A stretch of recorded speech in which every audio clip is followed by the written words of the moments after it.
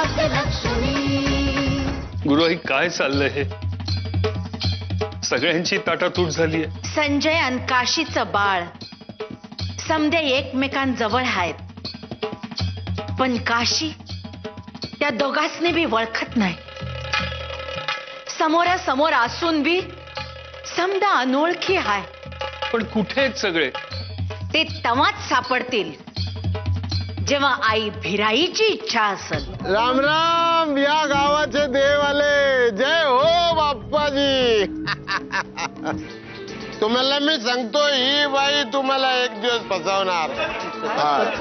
बाबा बाबा कदम, काय मूर्खासारखा भरवतोय? या बाईनी परवा हातामध्ये नळी लावून जी हातामध्ये अशी जी काही उदी काढली, त्याच्याबद्दल या गावकरी लोकांना काय बोललो का मी? सांगा सांगा आम्हाला बाप्पाजी, काय खरं आणि काय खोटं आहे ते सांगा आम्हाला। बोला आम्हाला काय ते सांगा आम्हाला।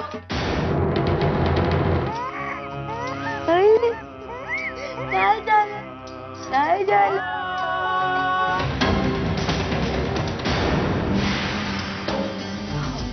अहो, हे बाळ तुमच्याकडे कसं आलं? म्हणजे अहो, मी ओळखते या बाळाला। या बाळाला भैरवी नावाच्या एका मुलीने दत्तक घेतलं होतं आणि त्यांच्याच पती बरोबर तर मी, मग ते कुठे गेले मला माहित नाही। हे बाळ फक्त माझं आहे, माझं, आणि दुसऱ्या कुणाचा बी नाही, कळलं?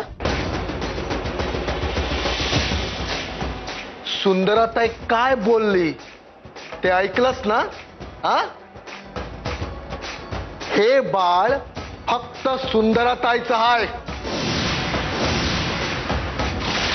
माझं फक्त तुझ्यावरच प्रेम आहे। माझं मन मोकळं झालंय आता। आता मी मरायला मोकळी झाले। मला नाही जगायचं, नाही जगायचं। भैरवी, अगं असं काय बोलतेस? अगं तूच म्हणतेस ना की प्रेमात विरह असतो, रुसवा असतो। मग हे बघ, माझा रुसवा दूर झाला। आता असला विचार नाही करायचा। मग निघूया?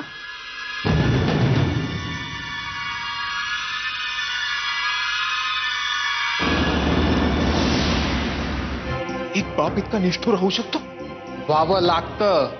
म्हणजे अहो, तुमच्या हलक्या कानाच्या स्वभावामुळे जो तो तुम्हाला आपल्या तालावर नाचवत होता, आणि त्याला कारणीभूत होती तुमची इस्टेट। सुदामादादांनी मूळ कारणच बाजूला केलं, त्याबरोबर आपोआपच गुळाला चिकटलेले मुंगळे बाजूला झाले। पण मग आता अशा या परिस्थितीत मी काय करू? तुमच्या काशीला, तुमच्या मुलाला शोधा, नव्याने संसार करा। तुमचा मुलगा 12 वर्षाचा झाला की या परत। अहो, तुमची इस्टेट तुमचीच आहे, ती घ्या परत। एक मिनिट, तुम्ही आता काय म्हणालात?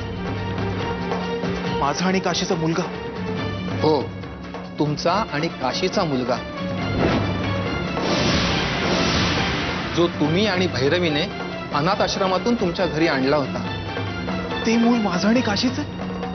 हो। भविष्यातील अंधकारमय वाटेवर मला एकच आशेचा किरण दिसतो, काशी आणि आमचं बाळ। मला त्यांना शोधलं पाहिजे। पोराला जर पळून घेऊन जायचा विचार असेल ना, विसरायचं बरं का? असं फक्त पिक्चर मध्ये होतं, इथे या सुंदरताईकडे नाही। आणि हा, सलूट, तुझ्याशी जरा महत्वाचं बोलायचं आहे। उद्यापासून गिरायके येतील ना तुझ्याकडे? गिराईक? मग तुला काय फुकट पोसायचं? काम नको करायला? नाहीतरी तुझ्या सुंदर चेहऱ्याचा मला कधी फायदा होणार?